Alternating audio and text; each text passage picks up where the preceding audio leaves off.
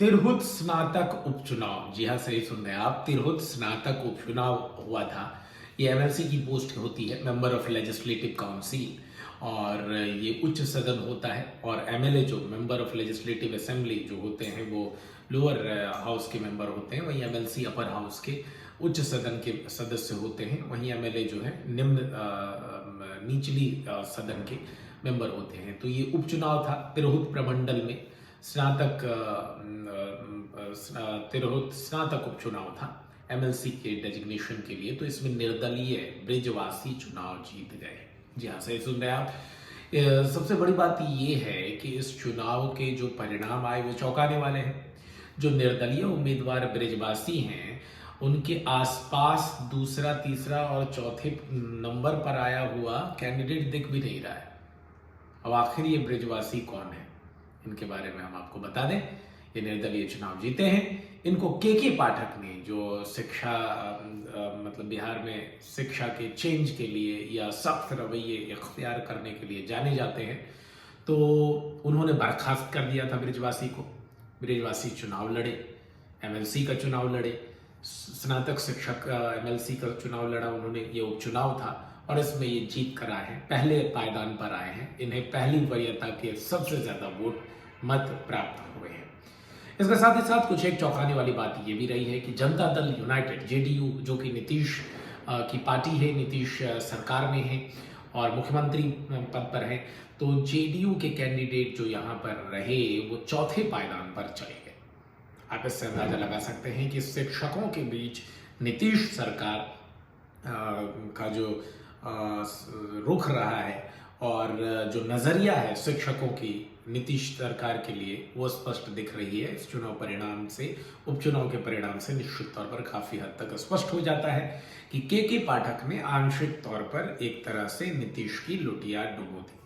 ठीक उसी तरह से अभी परमार, जो बीपीएससी के चेयरमैन हैं, वो लग रहा है कि नीतीश की लुटिया डुबो देंगे और 2025 में, मतलब आज से तकरीबन मान के चलिए कि 10 महीने के अंदर या उसके आसपास बिहार में विधानसभा चुनाव होने हैं। 243 विधानसभा सीटों पर निश्चित तौर पर इस जो एमएलसी चुनाव, उपचुनाव है, इसके परिणाम का असर जाएगा। वहीं पर जो उपचुनाव भी हुआ है उसका भी असर जाएगा। एक और दिलचस्प बात है और ये भी चौंकाने वाली बात है कि इस उपचुनाव में दूसरे पायदान पर जनसुराज के कैंडिडेट रहे हैं।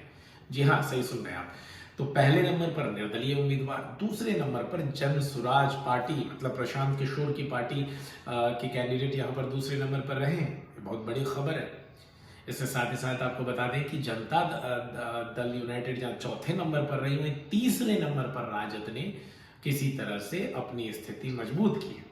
वो तीसरे नंबर पर राजद के कैंडिडेट यहाँ रहे, चौथे नंबर पर जदयू के कैंडिडेट। सीरियली देखें तो पहले नंबर पर इंडिपेंडेंट ब्रिजवासी, दूसरे नंबर पर जनसुराज, तीसरे नंबर पर राष्ट्रीय जनता दल राजद, लालू की पार्टी या कहें तेजस्वी की पार्टी, और चौथे नंबर पर नीतीश की पार्टी, मतलब जनता दल यूनाइटेड के कैंडिडेट, जेडीयू के कैंडिडेट।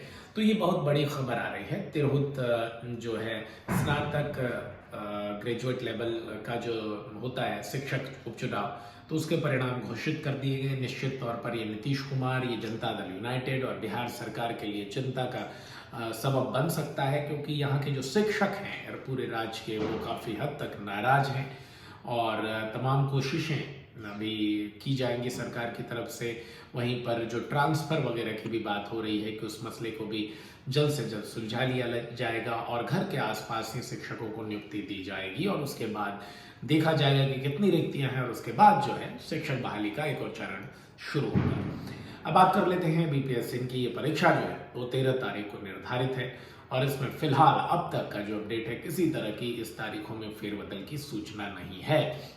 और अब जो छात्र छात्राओं के जो एडमिट कार्ड्स हैं, वो जो सेंटर जिसमें बताया जाता है कि भाई सेंटर कहाँ है, वो भी अपलोड कर दिए गए हैं डैशबोर्ड में। होम पर जाकर आप वेबसाइट में यूजर नेम और पासवर्ड डालकर लॉगिन करके डैशबोर्ड में देख सकते हैं और वहाँ से अपने सेंटर्स को देख सकते हैं। इसके बाद तीसरी खबर ये है कि नेट का जो एग्ज़ाम होता है यूजीसी का, उसके फॉर्म भरने की आज आखिरी तारीख थी, लेकिन बीते 2 दिनों से कल और आज दोनों दिन इसके सर्वर फेल रहे हैं। 4 लिंक जो है यूजीसी नेट के अवेलेबल हैं और चारों लिंकों पर जो सर्वर है वो सर्वर के साथ जो ये चारों लिंक दिए गए हैं चारों फेल हैं। आज पूरे दिन ये सर्वर फेल रहा, कल भी इसकी खस्ता हाल थी। तो उम्मीद कीजिए कि ये बीपीएससी जैसा तुगलकी फरमान जो परमार ने जो इख्तियार किया, जारी किया, तो वो ऐसा नहीं होगा और निश्चित तौर पर यूजीसी नेट के फॉर्म भरने की तारीखें जो है वो 2 से 1 हफ्ते तक बढ़ेंगी। ये आप निश्चिंत जान के रखिए। पारदर्शिता जो है उस पर सवाल यूजीसी नेट की भी परीक्षा परिणामों को लेकर हुए हैं, क्योंकि ये नेशनल टेस्टिंग एजेंसी एनटीए के द्वारा कराई जाती है और एनटीए द्वारा कराई गई नीट एग्जाम में जिस तरह की धांधली आई और सुप्रीम कोर्ट तक मसला गया, सुनवाई हुई और अभी भी हो रही है, वो निश्चित तौर पर संज्ञान लेने वाला विषय है। तो बीपीएससी के अध्यक्ष ने किसी तरह की इसमें फेरबदल नहीं की है, परीक्षा के तारीखों को पोस्टपोन नहीं किया है, एडमिट कार्ड्स भेज दिए गए हैं, छात्र छात्राओं ने डाउनलोड कर लिया है, सेंटर्स बता दिए गए हैं, उसकी जानकारी भी छात्र छात्राएं जो है वो ले रहे हैं।